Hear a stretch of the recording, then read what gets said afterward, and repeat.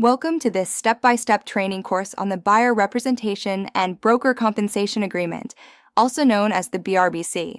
In today's real estate market, buyer representation is more important than ever.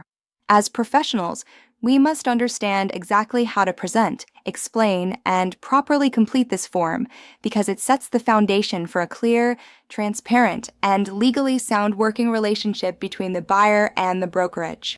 Let's get started with Section 1, Right to Represent, the foundation of this entire agreement. Date prepared. At the top left you see Date prepared. This is the date you prepare or present the agreement to the buyer. Use the calendar date month/day/year.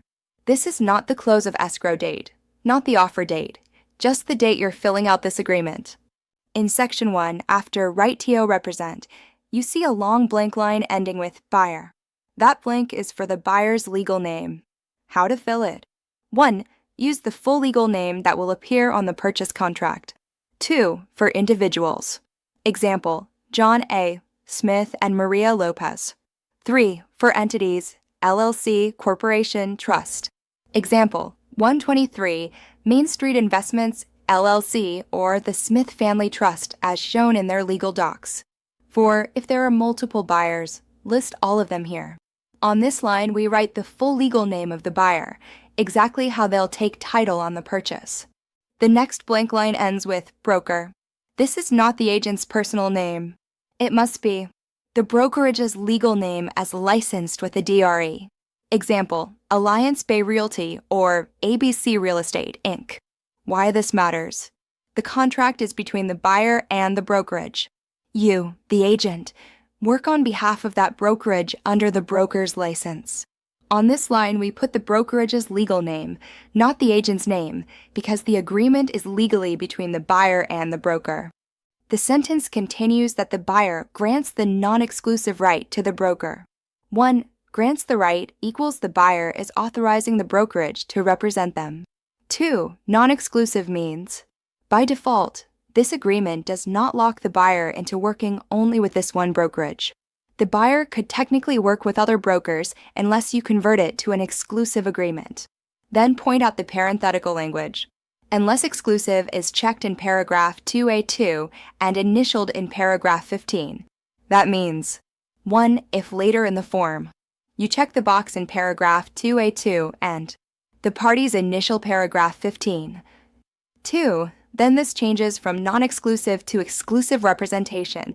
You'll cover that in your later module on paragraph 2. By default, this is a non-exclusive agreement. The buyer is hiring us, but they're not locked into only using us unless we later check the exclusive option and get their initials. Next part, broker is authorized to represent buyer in acquiring property. Explain what represent and acquiring mean in practice. 1. Represent. Advising the buyer about the market, showing properties, writing and presenting offers, negotiating terms, coordinating inspections, disclosures, and communication with the listing side and escrow. 2. Acquiring, mainly purchasing real property.